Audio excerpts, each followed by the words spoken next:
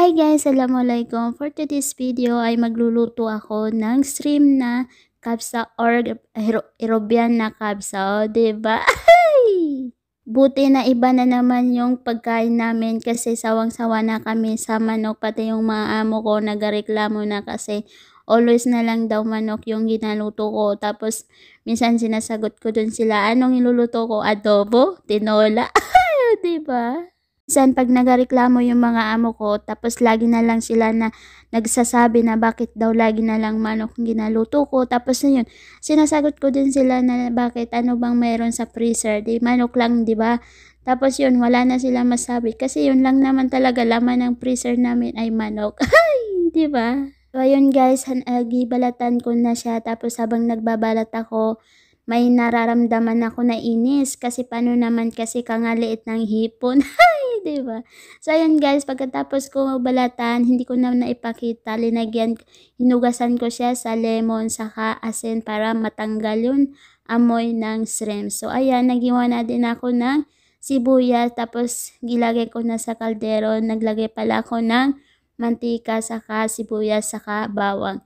So ayun, gimix-mix ko na siya tapos naghiwa na din ako ng kamatis tapos yung pagkatapos magisa yung bawang saka sibuyas ay sinunod ko na din yung kamatis tapos gimikas-mikos ko na siya tapos habang maganda kasi guys 'pag matunaw yung kamatis para yung kanin ay masarap tapos mapula yung kamatis. So ayan guys, pagkatapos na matunaw yung kamatis niya, gisunod ko na din yung shrimp tapos gimix-mix ko na siya kasi ilalagay ko din yung iba niyang mga ingredients. Tapos ayan, giano ko na siya tapos maganda kasi 'pag na ano yung kamatis kasi ganyan yung kulay ng European or shrimp.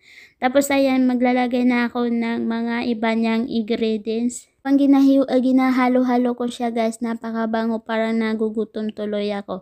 So ayun guys, naglagay na din ako ng lemon aswad na powder. Tapos naglagay na din ako ng paprika. Tapos naglagay na din ako ng spicy baharat na masala. Tapos naglagay din ako ng baharat na ordinary. Tapos ayun, hindi mawala sa luto ko ay magic kasi hindi yan makakakain ng mga amo ko kung wala silang malasahan na magic. Tapos naglagay na din ako ng gingerbread na powder kasi wala kaming ginger na powder. Tapos naglagay din ako ng konting tomato paste para hindi maganda yung kulay ng kanin tapos masarap pa yung kanin.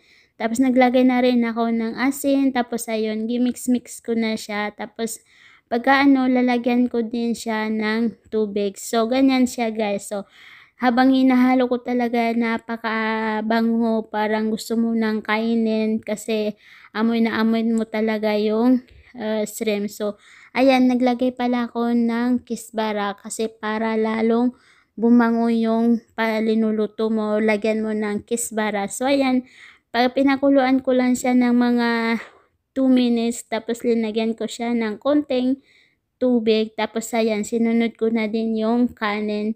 Tapos depende na yun sa inyo kung gaano kalaki yung sasaingin nyo, kung gaano kalaki yung lulutuin nyo. So yan, naglagay lang ako ng konting tubig, mga siguro hindi ko maano kung ilang yun, basta linagyan ko ng tubig. 'Di ba? So ayun guys, after 15 minutes naluto na din siya tapos sakto na dumating din yung ibang amo ko tapos yun kakain na daw sila kasi gutom na daw sila kasi mag-aalas 3 na yan ng hapon, pati ako nagugutom na kasi naamoy ko yung hipon na masarap talaga siya guys 'pag shrimp na kapsa. Try nyo guys kasi napakasarap. So ayan guys na yung luto ko na kabsa na European. So, yun guys. Thank you for watching. Don't forget to like and subscribe. Maraming salamat sa lahat ng nanonood. So, yun guys. See you next my video. Kain tayo. Bye!